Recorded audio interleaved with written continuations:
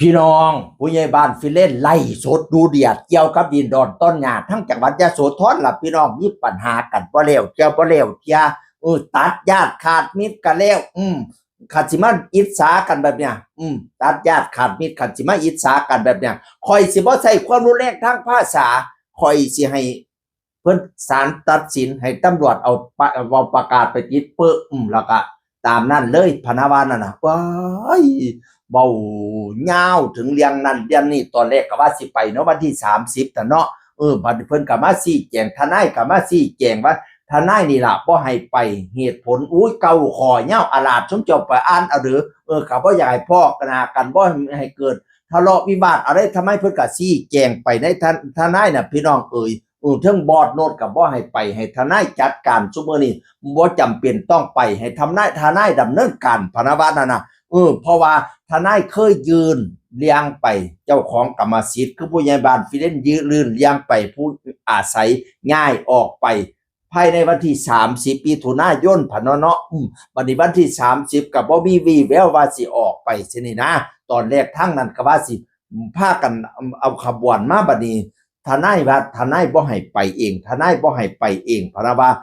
เพิ่งทนายก็มาชี้แจงผู้ใหญ่บ้านก็มาชี้แจงโอ้ยแล้วหลายยาวไปหลายอันหลายอย่างพี่น้องผู้ลางคนก็บอกว่าให้เว้าดีกันให้เว้าดีกันมันดีกันบ่ได้แล้วมันดีกันบ่ได้แล้วล้างบ้านด่าข่อยคือเสียงเนี่ยถูกตัว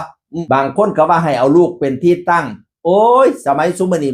มันเก่งแล้วสังคมสมัยซุมื้อนี้มันเก่งแล้วลูกใหญ่มามันสิฮู้จักเองคันข่อยเอาลูกเป็นที่ตั้งแล้วโอ้ยชีวิตข่อยบ่มีความสุขแต่ก่อนข่อยเอาลูกเป็นที่ตั้งอยู่พะนะว่านั่นน่ะบางคนก็ว่าข่อยเว้าบ่เลิกบ่แล้วแต่ก่อนก็เคยฮักผู้ใหญ่บ้านฟินแลนด์เคยสอบผู้ใหญ่บ้านฟินแลนด์แน่เดี๋ยวนี้บ่สอบแล้วเชิญค่ะ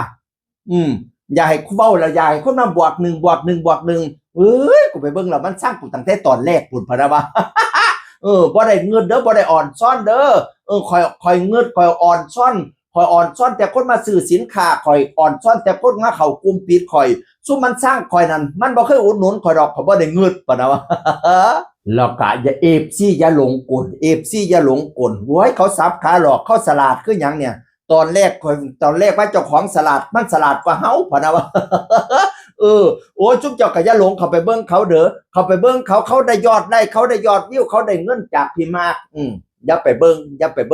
งเขาว่าซั่นว่าน่ะเราบอกว่ามีคนสิมาซื้อแล้วดิเป็นอาจารย์มหาลัยทั้งซุ่มเพพกว่าเขาสิมาตั้งวิไลการอาชีพมาตั้งเทค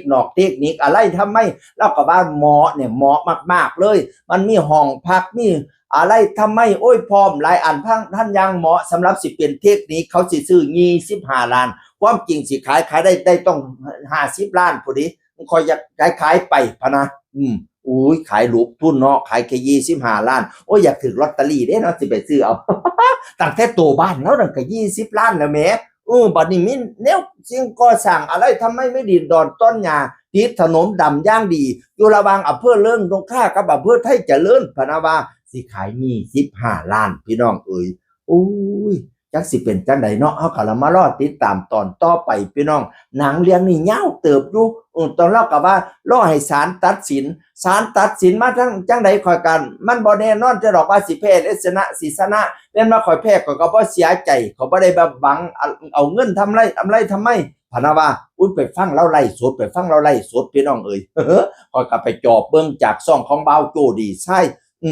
คันสิไปเบิ่งเต็มๆต้องไปเบิ่งของผู้ใหญ่บ้านฟินแลนด์พี่น้องนั่นล่ะซุมเจ้าไปฟังเด้อโอ้ยดูเดือดพอสมควรเว้าหลายอันพันอย่างค่อยสรุปตอนฮ้อนบ้านเอาสั้นๆทำนี่ล่ะเสียงอื่นคนเขาเว้าสู่ฟังสวัสดีครับ